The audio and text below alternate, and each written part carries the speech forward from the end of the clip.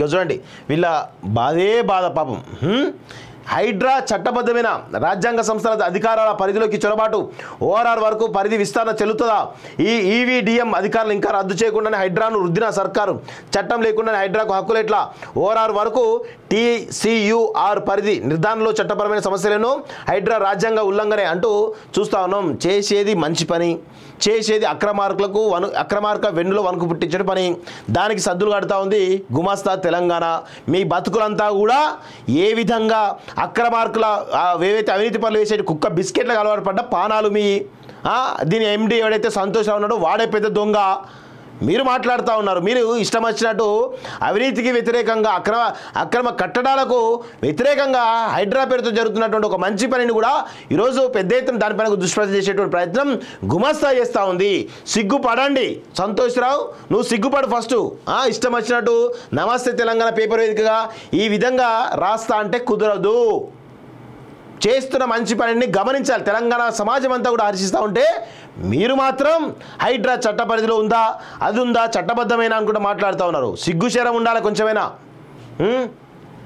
సలకం చెరువులో ఓవైసీ కాలేజ్ బండ్లగూడ మండలం సలకం చెరువును ఆక్రమించి ఓవైసీ బ్రాంచ్ నిర్మించిన ఫాతిమా విద్యా సంస్థలే హైడ్రా తదుపరి లక్ష్యమని జోరుగా ప్రచారం జరుగుతున్నది.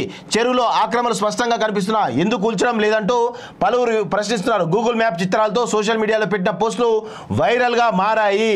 సో నిన్నటి నుంచి కూడా ఈ ఫాతిమా ఓవైసీ ఉమెన్స్ కాలేజ్ ఏదైతే ఉందో చాలా స్పష్టంగా సలకం చెరువు మిడిల్లో కట్టారని చెప్పి చాలా స్పష్టంగా తెలుస్తూ ఉంది. సో ఖచ్చితంగా రేవంత్ రెడ్డి గారు కూడా ఈ ఓవైసీ సంబంధించినటువంటి కాలేజీల పైన ఈ అక్రమ నిర్మాణం కూడా కూల్చేయాల్సిందిగా విజ్ఞప్తి చేస్తూ ఉన్నాం. ఖచ్చితంగా చేస్తారన్న నమ్మకం కూడా మాకుంది. ఓవైసీలు చేసేటువంటి వాళ్ళ ప్రలోభాలకు తలొగ్గి మీరు వెనకడుగు వేయద్దని చెప్పేసి కూడా కోరుతాను. మీ వెంట తెలంగాణ సమాజం అంతా ఉంది. మీ వెంట తెలంగాణ సమాజం అంతా మీ వెంట ర్యాలీ అవుతుందనే విషయం కూడా గుర్తుపెట్టుకోవాల్సిందిగా నేను కోరుతా ఉన్నాను మిత్రులారా. ఎఫ్టీఎల్ బఫర్ జోన్లోని అక్రమ నిర్మాణ కూల్చివేతలపై దూకుడుగా వ్యవహరిస్తున్న వాళ్ళే చెప్తున్నారు. ఏది గుమాస్తా తెలంగాణ క్లియర్ చెప్తుంది. ఎఫ్టీఎల్ బఫర్ జోన్లోని అక్రమ నిర్మాణ కూల్చివేతలపై దూకుడుగా వ్యవహరిస్తున్న Hyderabad disaster response and assets protection agency HYDRAA చట్టబద్ధతపై అనేకమైన ప్రశ్నలు తలెత్తున్నాయి.